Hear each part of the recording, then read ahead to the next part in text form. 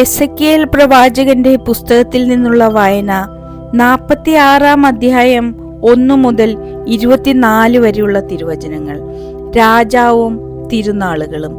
ദൈവമായി കർത്താവ് അരുളി ചെയ്യുന്നു, അകത്തെ അങ്കണത്തിന്റെ കിഴക്കേ പടിപ്പുര ജോലി ദിവസങ്ങൾ 6-ലും അടിച്ചിരിക്കണം. സാപത്തിലും അമാവാസിയിലും അത് തുറന്നിടണം. രാജാവ് പുറത്തുനിന്ന് പടിപ്പുരയുടെ പൂമുഖത്തിന്റെ പാർശ്വ കവാടത്തിലൂടെ പ്രവേശിച്ച് തൂണിനരികെ നിൽക്കണം. അവന്റെ ദഹനബലിയും സമാധാന ബലിയും പുരോഹിതന്മാർ അർപ്പിക്കണം. പടിപ്പുര വാതിക്കൽ നിന്നുകൊണ്ട് അവൻ ആരാധന നടത്തുകയും വേണം. അത് കഴിഞ്ഞ് അവൻ പുറത്തു പോകണം. എന്നാൽ വൈകുന്നേരം വരെ പടിപ്പുര വാതിൽ അടയ്ക്കരുത്. ജനം സാപത്തിലും അമാവാസിയിലും പടിപ്പുര വാതിക്കൽ കർത്താവിന്റെ സന്നിധിയിൽ ആരാധന നടത്തണം. സാപത്തിൽ രാജാവ് കർത്താവിന് സമർപ്പിക്കുന്ന ദഹനബലി ഊനമറ്റ 6 ആട്ടിൻകുട്ടികളും 1 മുട്ടാടും ആയിരിക്കണം.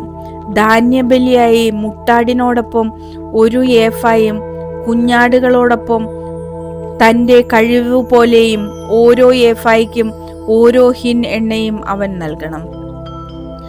അമാവാസിയിൽ ഊനമറ്റ 1 കാളക്കുട്ടിയെയും 6 ആട്ടിൻകുട്ടികളെയും 1 മുട്ടാടിനെയും അവൻ കാഴ്ച കൊടുക്കണം. കാളയോടും മുട്ടാടിനോടുമൊപ്പം ഓരോ ഏഫായും ആട്ടിൻകുട്ടികളോടൊപ്പം തന്റെ കഴിവ് പോലെയും ഓരോ ഏഫായ്ക്കും ഓരോ ഹിൻ എണ്ണയും ധാന്യബലിയായി കൊടുക്കണം.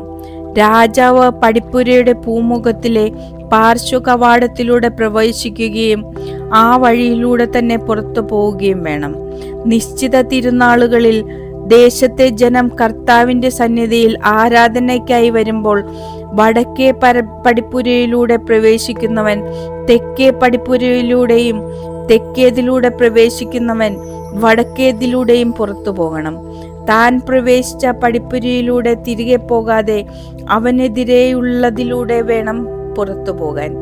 അവർ അകത്ത് കടക്കുമ്പോൾ രാജാവും അവരോടൊപ്പം അകത്ത് പ്രവേശിക്കുകയും പുറത്തു പോകുമ്പോൾ അവരോടൊപ്പം പുറത്തു പോവുകയും വേണം. തിരുനാളുകളിലും നിശ്ചിത കാലങ്ങളിലും ധാന്യബലി കാളക്കുട്ടിയോടും മുട്ടാടിനോടുമൊപ്പം 1 ഏഫായും ആട്ടിൻകുട്ടികളോടൊപ്പം ഓരോരുത്തന്റെ കഴിവ് പോലെയും ഓരോ ഏഫായ്ക്കും ഓരോ ഹിൻ എണ്ണയും ആയിരിക്കും. രാജാവ് ദഹനബലിയോ സമാധാന ബലിയോ കർത്താവിന് സ്വമേധയാ സമർപ്പിക്കുമ്പോൾ കിഴക്കേ പടിപ്പുര അവനു വേണ്ടി തുറന്നു കൊടുക്കണം. സാപത്തിൽ ചെയ്യാറുള്ളതുപോലെ തന്റെ ദഹനബലിയും സമാധാന ബലിയും അവൻ സമർപ്പിക്കണം. അത് കഴിഞ്ഞ് പുറത്തു പോകണം. അതിനുശേഷം പടിപ്പുര അടയ്ക്കുകയും വേണം.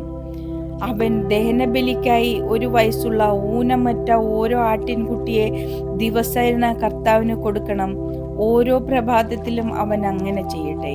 അതിനോടൊപ്പം 6-1 ഏഫായും മാവ് കുഴയ്ക്കാൻ 3-1 ഹിൻ എണ്ണയും ധാന്യബലിയായി അവൻ ഓരോ പ്രഭാതത്തിലും കർത്താവിന് കൊടുക്കണം. ദിനംതോറുമുള്ള ബലിയുടെ നിയമമാണിത്. ഇപ്രകാരം ആട്ടിൻകുട്ടിയും ധാന്യബലിയും എണ്ണയും ഓരോ പ്രഭാതത്തിലും ദൈനംദിന ദഹനബലിക്കായി നൽകണം.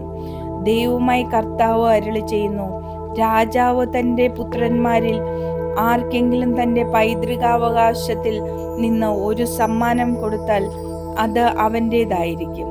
അത് അവന് പൈതൃക സ്വത്തായിരിക്കും.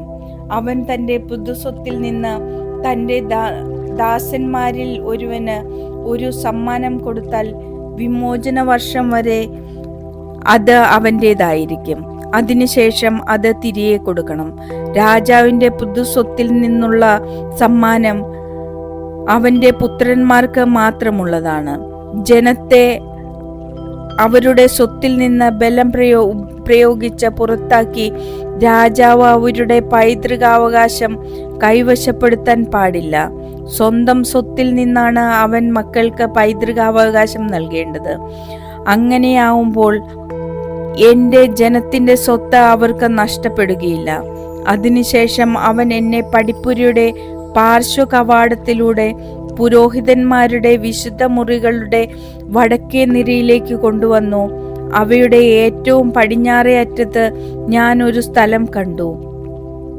അവൻ എന്നോട് പറഞ്ഞു, പുറത്തെ അങ്കണത്തിലേക്ക് കൊണ്ടുവന്ന് ജനത്തിലേക്ക് പരിശുദ്ധി പടരാതിരിക്കേണ്ടതിന് പുരോഹിതന്മാർ പ്രായശ്ചിത്ത ബലിയും പരിഹാര ബലിയും വേവിക്കുകയും ധാന്യബലി ചൂടുകയും ചെയ്യേണ്ട സ്ഥലമാണ് ഇത്. പിന്നെ അവൻ എന്നെ പുറത്തെ അങ്കണത്തിലേക്ക് കൊണ്ടുവന്ന് അങ്കണത്തിന് 4 കോണിലേക്ക് നയിച്ചു. അങ്കണത്തിന്റെ ഓരോ കോണിലും ഓരോ അങ്കണം ഉണ്ടായിരുന്നു. 40 മുഴം നീളവും 30 മുഴം വീതിയുമുള്ള ഓരോ ചെറിയ അങ്കണം 4 കോണിലും ഉണ്ടായിരുന്നു. അവ ഒരേ വലിപ്പമുള്ളതായിരുന്നു.